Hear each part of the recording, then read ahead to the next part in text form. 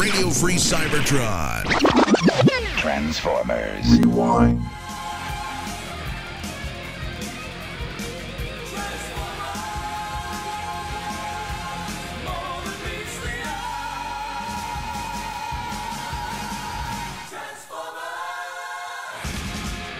This week on Transformers Rewind, it's Chain of Command, because there are 4 lights. There are 4 lights!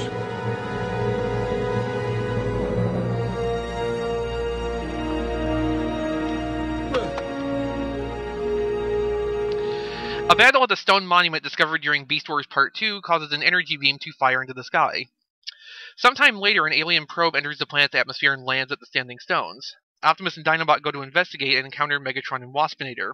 As they prepare to fight once again, the probe energizes and Optimus vanishes while everyone else is deactivated.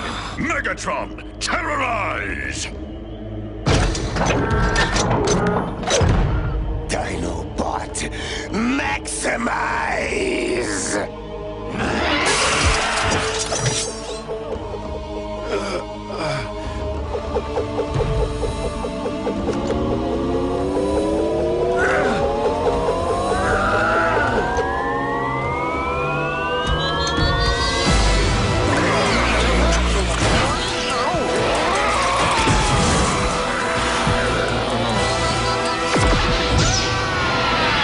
Dinobot wakes up at the Axelon, proclaims Optimus dead, and sets out taking command. Rhinox insists the succession be determined by a vote before Rattrap and Dinobot can fight to the death. And after that produces no helpful result, Optimus phones home. He's trapped in the probe and makes Rattrap leader. I'm starting to wonder if that alien probe had anything to do with Optimus's disappearing. I've had enough from this scrawny thief. I will break the tie and be your leader by force if necessary.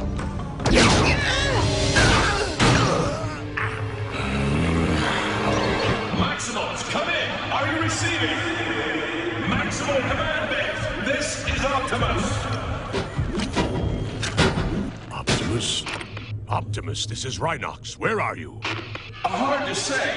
As near as I can figure, I have no body. My consciousness is intact, but my physical molecular structure is being stored and scanned inside the alien probe. He will come and get you. Just keep static. Just beware of a Predacon attack. They'll be after you now that you're outnumbered. Rattrap, you're in charge. I'm sure you worked out the chain of command peacefully. You're right about one thing anyway. We're under Predacon attack! Meanwhile, Megatron makes the same leaps as Dinobot and launches an attack on the Axelon while the Maximals are off balance. Dinobot won't follow any of Rattrap's orders during battle, but gains a grudging respect for him when Rattrap puts himself at risk to protect the base.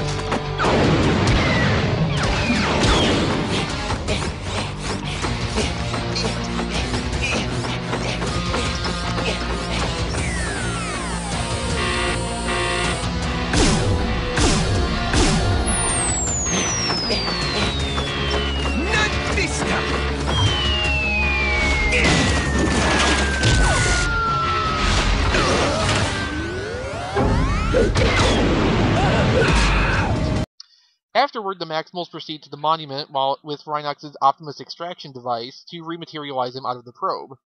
The Predacons attack again, and a very angered Rhinox unloads his frustration and ammo magazines at Waspinator, which ends up causing a reaction in the monument. It's all one device of some kind, and the probe opens and releases Optimus in response to its activation. The Predacons retreat, and the probe vanishes before any examination is possible, leaving the Maximals with only questions.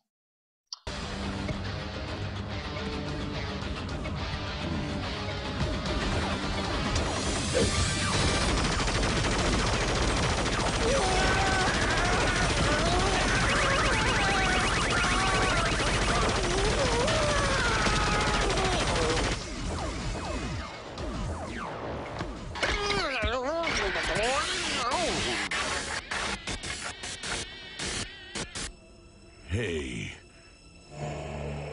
This whole place is a single device.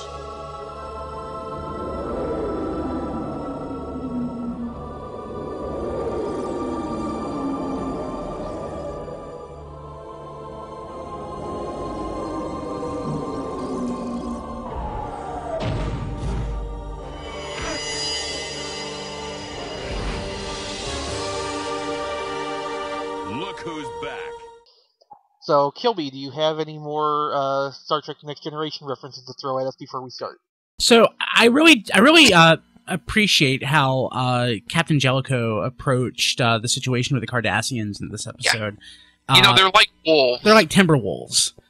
Yeah. So yeah. But that's basically it. Thank you for ruining that. Yes, you're welcome. I actually only half watched this episode. I watched part of it, and this one never really stood out to me like most of Season 1 of Beast Wars. I'm a terrible fan that way, but... I know. I mean, first it's a better mousetrap that you don't like, and now this one just means I didn't dislike it. Better Mousetrap I wasn't that big a fan of before. I like it better now. I don't dislike this episode specifically. I like that it has some early tension between the Maximals, specifically around Dinobot. But... I don't know. I'm just such a fan of Season 2 that it doesn't resonate with me, now, 16 years later. Ugh. Don't say that. Yeah. Yeah, and the three of you are just so much older than I am. You be quiet.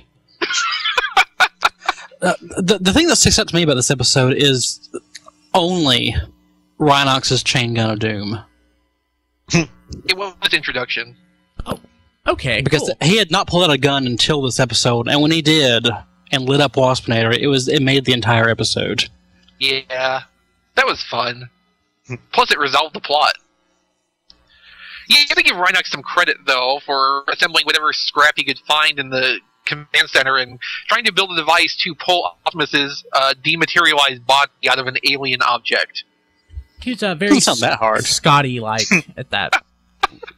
Basically, going back to Star Trek, just a different era. At least we're talking about hence relics. the Miracle Worker reference. Yeah. Yeah. The thing that really stood out to me about this episode is that Rat Trap is a pretty decent leader. He most of the time he is perfectly willing to start shit with Dinobot, but when Dinobot ignored his orders, he let it go because it was not really productive to continue their usual argument at the moment. So I thought that was important. Well, and he also realized Optimus's first rule of command, which is that he's not going to order somebody else to do something that he's not willing to go and do personally.